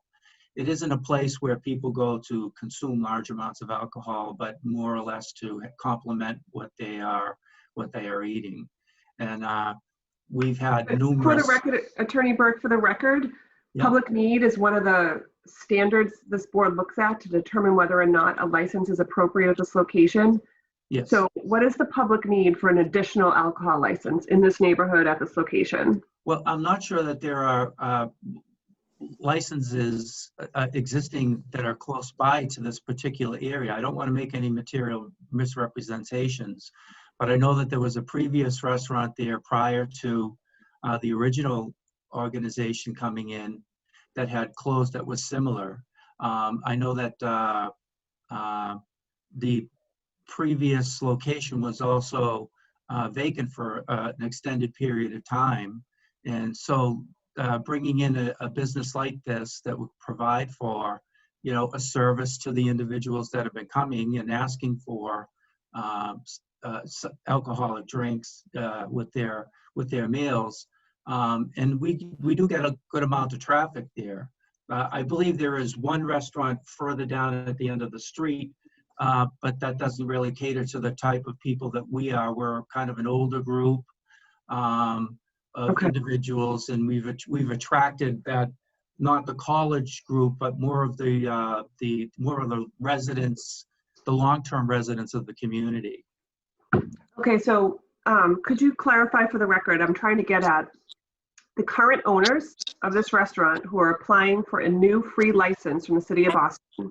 Yes. How much ownership do they have? And the ones that are part of this new ownership team, how much they were part of the previous ownership that's profited from the sale of a license a year ago at this location. So please explain to me for the record, of the new ownership structure, what percentage of it are the old owners who made a profit off of the sale of the license of this location? I think who are now looking for a free license. I believe that the old ownership has less than 15%. And that the new for record, the old ownership retaining 30% of the new operation. Just for accuracy. Okay.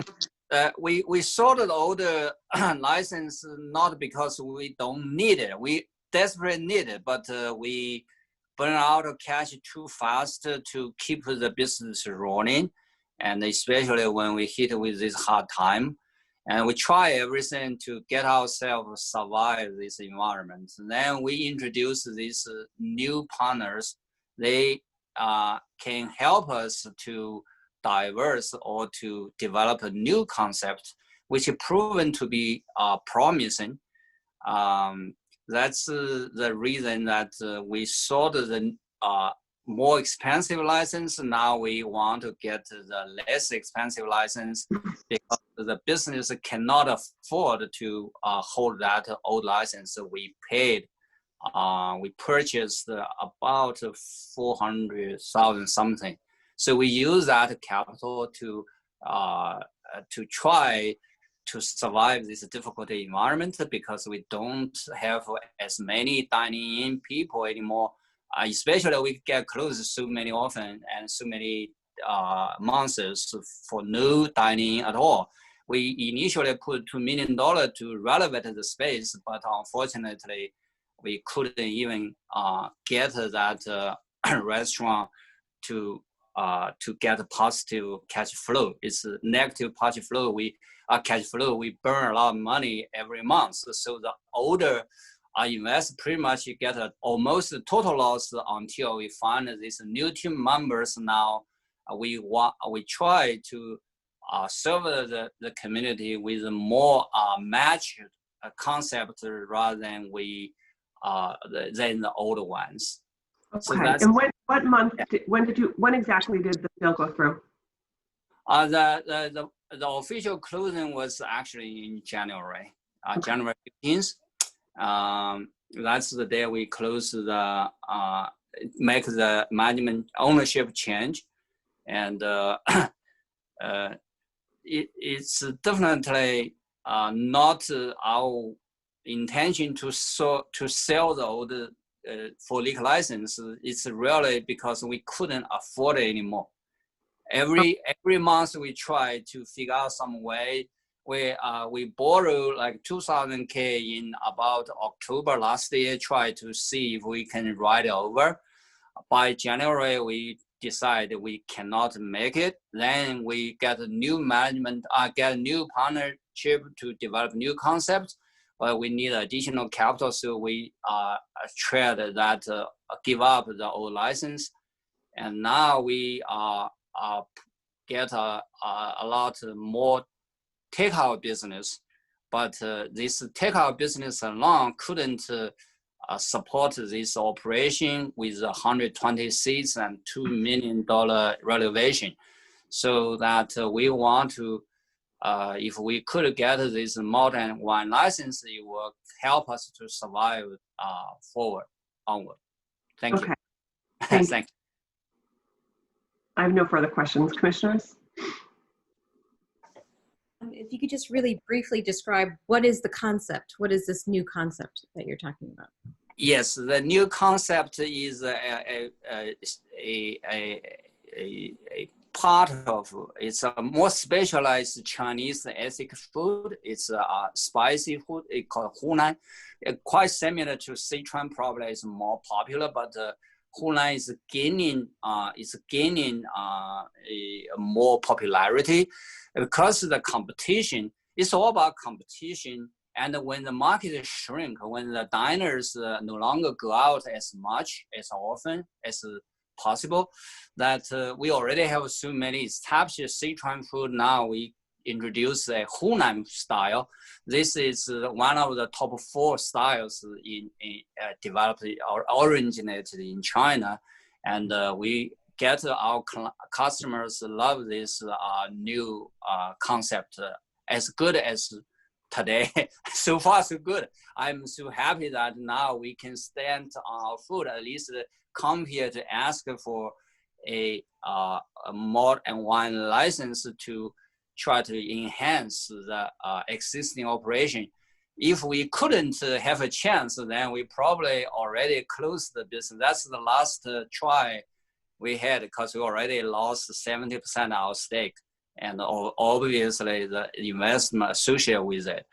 But now we come with a hope with the new team members. Those 2 guys are great people. They both worked in a 5-diamond hotel in China, but they immigrated to US a few years back. Now they want to have ownership of their own business. They are very hardworking. Also, they are very creative. They used to be employed by other restaurants. We deal with them, give them pretty much very little investment, but a lot of stake, so that they can be motivated to leverage on their skills. And it helped. It helped so far. Since January, we see the business stabilized. Since our open, we couldn't ramp up the sales, especially hit this year with this coronavirus situation.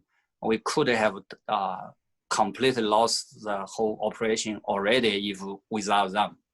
Thanks again. Thank you. Thank you. Are there any individuals who wish to testify regarding this application? Yes, Madam Chair, members of the board, Connor Newman with the Mayor's Office of Neighborhood Services. Click on record support this proposal. As you heard from the applicant, previously there was a liquor license on the premise. The Mayor's Office isn't aware of any complaints or issues regarding that previous business. We do think that there is a public need. There's been a big transition in the Cleveland Circle area with the new hotel and a lot more senior-oriented housing opportunities. So we think there is a desire for more sit-down restaurants with malt and wine. Also, the applicant alluded to, they went to the Brighton Allston Improvement Association, would be the neighborhood civic, and they received full support there as well. Thank you. Thank you. Are there any other individuals who wish to testify regarding this application? Chairwoman and members of the board, Pam Mullaney from Councilor Liz Braden's office. The councilor would like to go on record in support of this application. Thank you. Thank you very much. The board will take this matter under advisement. And for the record, item 10, Morton's of Chicago, Boston Seaport, was renoticed and does not need to present before the board. That item has already been considered by the board. Those are the only agenda items on the board's hearing today. Thank you all for joining us.